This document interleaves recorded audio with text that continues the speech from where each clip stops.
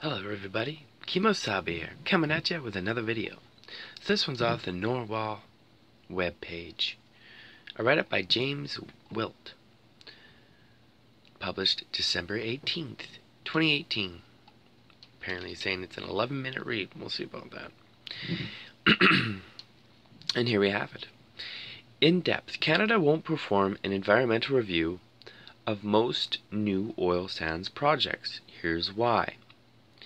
The future of development in Alberta's oil sands lies in underground, steam-assisted operations that represent some of the country's fastest-growing greenhouse gas emissions. These projects never has been subject to federal environmental reviews, and that's not expected to change with Ottawa's new and improved assessment rules.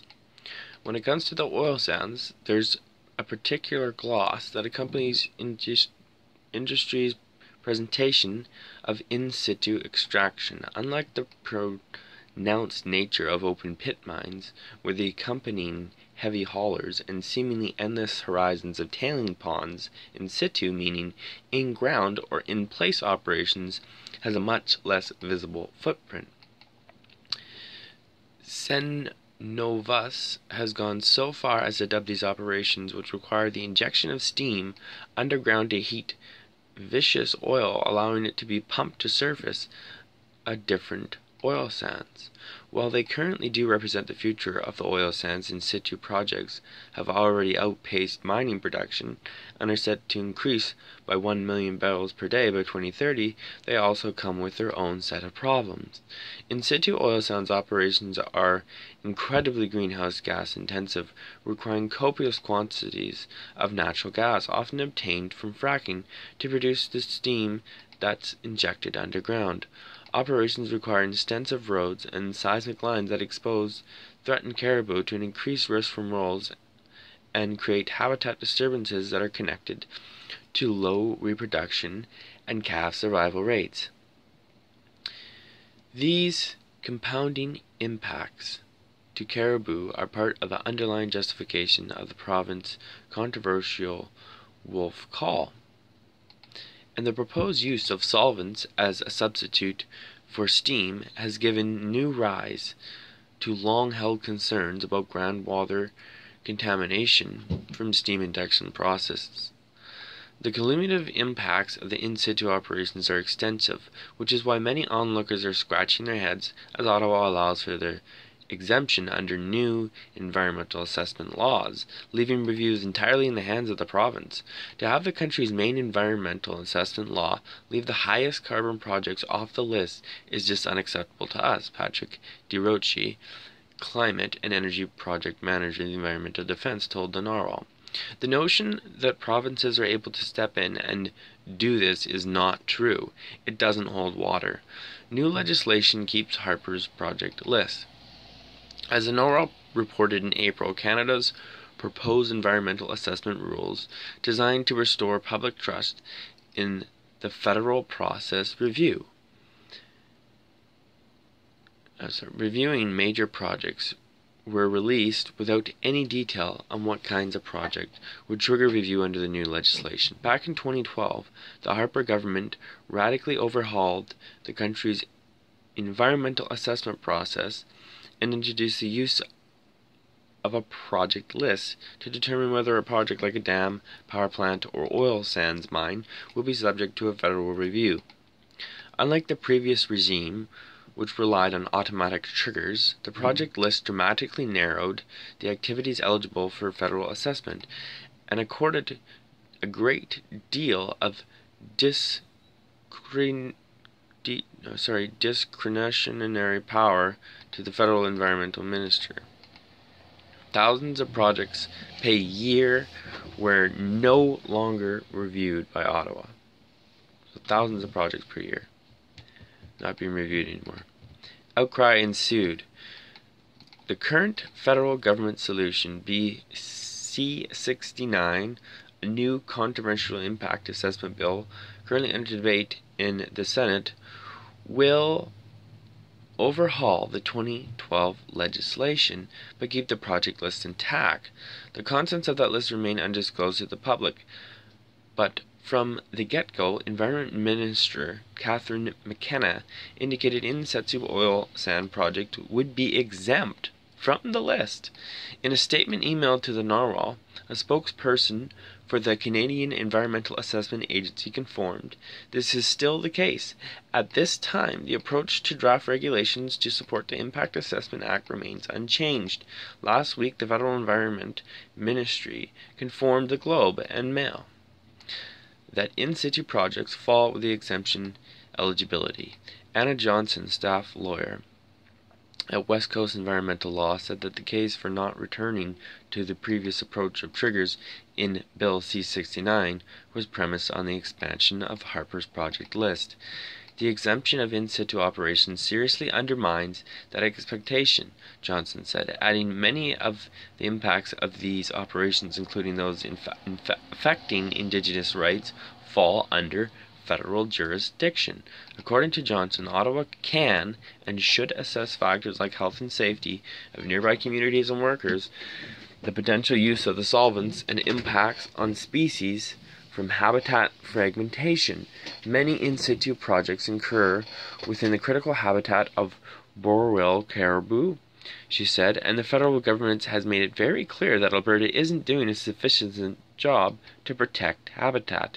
Why would it then entrust the provincial government to assess in-situ for its effects on Boreal caribou when Alberta has demonstrated it hasn't been doing that job adequately, she asked. In-situ emissions 43% higher than mining. According to a recent analysis by the Pembina Institute, in-situ extraction produced an average of 43% more emissions per barrel than mining in 2016. That's a serious concern for climate policy analysts, given that all new oil sands production after roughly 2022 will come from in-situ projects. Ambitious claims are frequently made by industry and government that per-barrel emissions will soon plummet with the exemption of new technologies, but Pembina analyst Jan Gorski told Lenore that most emissions reductions have occurred in upgrading, not extraction. So, with little signs of environment in mining or in-situ extractions. Furthermore, the most promising technologies are still in early stages and will only apply to new projects, not expansions, which is where production is set to grow. The great question is that it hasn't been yet shown how oil sands emissions, even as they are today, would be compatible with our emissions target, Groski said. You take into account that there's going to be more growth, and it just makes the problem worse. Recent studies have also questioned current estimates of methane leakage from extraction of natural gas, used heavily by in-situ producers. A journal article in Environmentle from earlier this year indicated that emissions from operations near Red Deer may be 15 times higher than reported. Alberta won't introduce emissions cap regulations before election. Complicating matters, the federal government has justified exemption of the in-situ extraction from the project list because of Alberta's 100 megaton oil sands emissions cap. But recently Alberta announced that despite the fact the cap was legislated in 2016, it will delay the implementation of final regulations for the cap until the next provincial election. This puts the future of the cap itself in a precarious position. Even the potential for United Conservative Party victory in 2019, the United Conservative Party is a loud and vocal opponent. Both the 100 megaton emissions cap and the idea of capitulating to the federal government's national carbon levy. Party leader Jason Kenney vowed to scrap Alberta's carbon levy and fight Ottawa's pan-Canadian climate framework, indicating and including requirements for a carbon tax. Kenney's stance could end up pitting Alberta against the federal government, much like the current battle taking place between Saskatchewan and Ottawa. At the heart of these federation feuds is the question of whether or not greenhouse gas emissions fall under the authority of the federal government or the provinces, said Stephen Hazel, former director of the Legislative and Regulatory Affairs at the Canadian Environmental Assessment Agency. The Saskatchewan Court of Appeal will soon rule on the constitutionality of the federal government's plan to impose a carbon tax on the province, he said. Hazel, now director of the conversation with Nature Canada, said that should the matter rise to the level of the Supreme Court of Canada, he has no doubt that a requirement to assess projects on their carbon emissions would be upheld. I reject the idea that greenhouse gas emissions are not a matter of federal interest and authority, he said. Hazel said in-situ operations fit neatly within the category of major projects likely to have significant adverse environmental impacts are triggered under formal environmental assessment rules. Given that climate change could destroy human civilization, maybe it might be a good idea to include high-carbon projects for assessment under the new legislation, he said.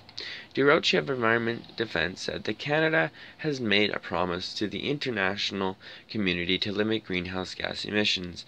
The federal government has responsibility for the entire country to meet its climate targets, DeRoche said. We've seen provinces failing in the past and continuing to put in place plans that will fail in the future. There's actually a requirement for the federal government to meet those national commitments, and that means bringing the provinces along. Oil sands emissions are expected to hit 115 megatons of annual emissions by 2030, consuming 22% of Canada's carbon budget under the Paris Agreement. The Pembina Institute has calculated that if all currently approved oil sand projects are built, they will add up to 131 megatons per year. New environmental assessment rules allow for multi-jurisdiction collaboration. Were in-situ projects to be included under were they to be included under the federal environmental assessment rules, it would be a first. Martin Oilsands, associate professor of law at the University of Calgary and expert in environmental assessments, told the Narwhal. In-situ operations have never been captured by the Federal Environment Assessment Museum, and it would be a significant change to include such projects in the process, he said, adding he would be surprised to see such a move given to high tension between Alberta and Ottawa. Oilsands said, however, that in-situ oil sands extractions should be subjected to rigorous environmental assessment processes, especially if conducted at the provincial level. Alberta claims that it has those, he said in an interview. My own sense, based on my own research, is that there are a lot of things that aren't being done very well. We are reasonably decent at documenting impacts, but it'd be hard to imagine that the assessment process really changes the outcome or the way we approach these projects. Some have pointed to a collaborative solution. The new federal impact assessment framework is designed for collaborations between different levels of government. Johnson said that if the federal government joins in existing provincial assessments, it could ensure oversight while maintaining the practice of one project, one review. The new legislation also allows for the integration of Indigenous environmental assessment processes. According to Johnson, exemptions undermined a strong feature of the new rules.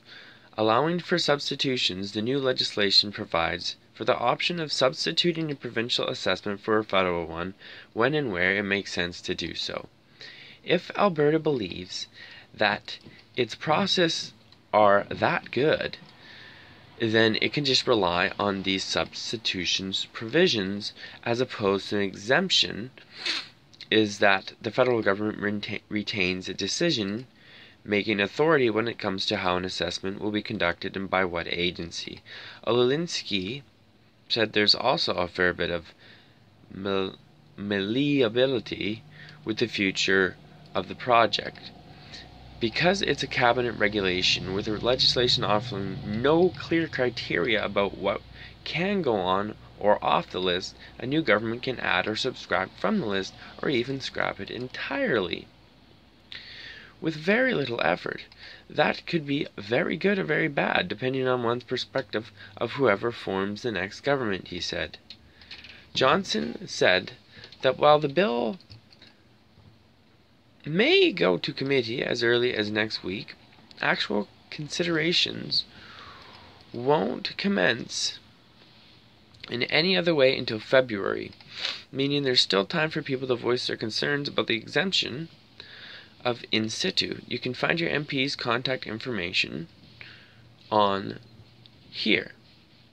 She emphasized that much of the criticism about Bill C-69 is missing the mark and undermining the potential for improvements.